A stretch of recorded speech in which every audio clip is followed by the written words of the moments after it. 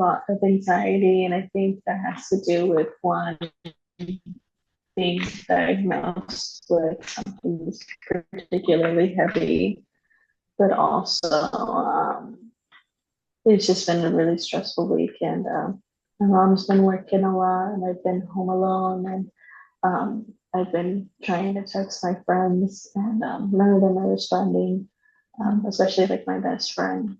I was texting her to, answer me and that I needed support, and she kind of just ignored me, and it made me feel really sad and upset because what if something had happened to me and she didn't respond? Okay. Mhm. Yeah. Okay. So I'm hearing a little bit about what you're saying about um interactions with your friend. You said it's your best friend. Mhm. Yeah. Tell me a little bit about the feelings that you were having when you first started to notice that she wasn't responding. Tell me a little bit about those feelings and what was going on in like your body. Well, I was feeling really anxious.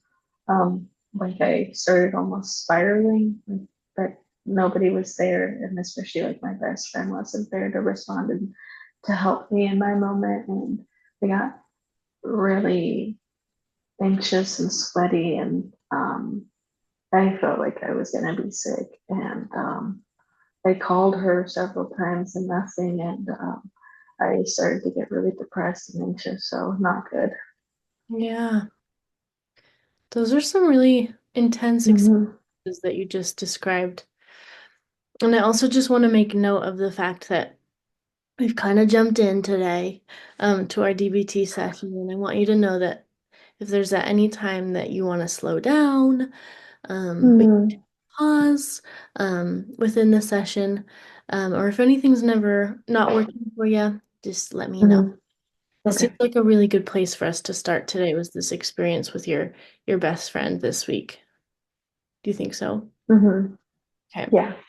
So you're telling me a lot about physical sensations within your body, and it feels to me like, sounds to me like you were experiencing some anxiety symptoms. I want to know a little bit too about the thought process that was going through your head. You said a little bit Mhm. about how what if something were to have happened to you? Um, and would Mhm. she know? Tell me a little bit more about that. Well, I do have a history of self-harm and suicide ideation, and sometimes I need to call my friends to talk me out of it. And so when she doesn't, or someone doesn't respond, it makes me feel like they don't care and they don't love me and that no one's going to be there for me. And so it makes me really anxious that, something bad could happen to me Okay. and that they weren't there to help me. So, if you were to put one word to describe that feeling or emotion, in that moment, what do you think it would be? And take your time. You can think a little bit about it. Um, a feeling or emotion that was coming up. Just one word.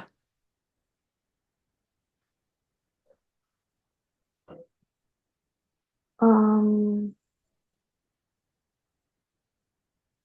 hmm, like of what I'm like to describe what I'm feeling when I'm calling them, or like if they don't respond. If they don't respond.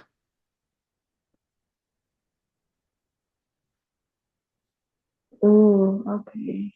Um, one word.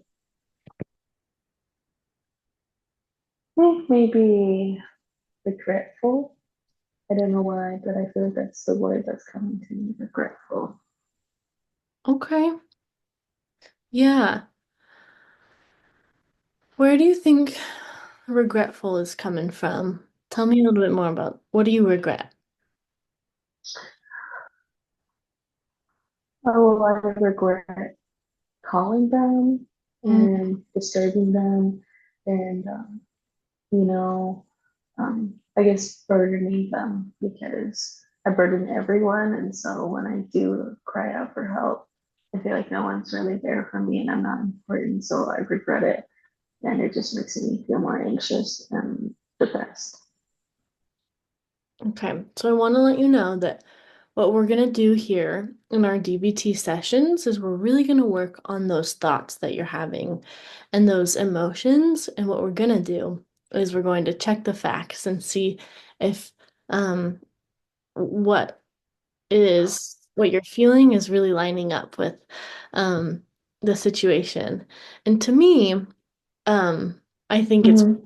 clear that you're best friends for a reason, and it's only human to want to reach out and to talk to your best friends.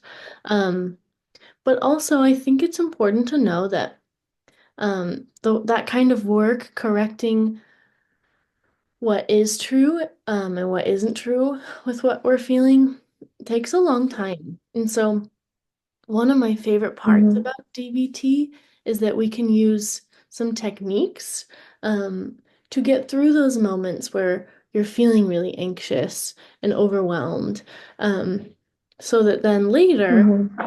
we can do the work in Mm-hmm. here um, to work through those. But um, it's really important to start and make sure that we're able to tolerate and find our way through those hard moments. So, what do you think has been really helpful in calming you down in those kinds of situations? Everyone's different. So do you feel like you respond better to maybe soothing sounds, using your senses, um, maybe affirmations? Everyone is a little bit different. Do any of those sound calming to you? Yeah. I think um, my dog, yeah, Yeah. What about your dog makes you feel grounded? I think um, I think when I'm feeling really anxious, my when my dog comes up to me and notices that I'm feeling anxious, he kind of just like boops me in the nose, and it kind of makes me come back. Yeah. And it's just really nice that she thinks and cares about me and notices. I feel like she's the only one that notices that I'm feeling like that in those moments. And she comes to comfort me, and it kind of pulls me out. Mm. I hear I Mhm. hear two things there that match really well with some of the skills of DBT. And the first, I think, is obvious. It's the sensory experience of being with your dog. You can feel your dog, you can pet your dog. There's science, speaking of science, that being with a dog is soothing and helps you to physically calm down. And so that is a great tool to use. What I'm also hearing is a little bit about something we call radical self-acceptance, which is kind of a weird buzzword, but I think what you're saying is that you think your dog is always there for you no matter what. And sometimes it seems like your dog is the only Mhm. um, presence who is able to do that. Um, Mhm. and next time you do that or you use that skill, I want you to think and imagine if you could think about yourself in the same way, which maybe feels a little bit silly, but um, try in that moment, if you can, to do your best to fully accept the thoughts and the feelings that you're having.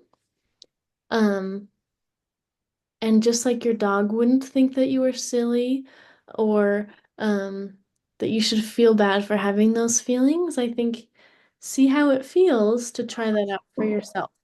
What do you think about doing that?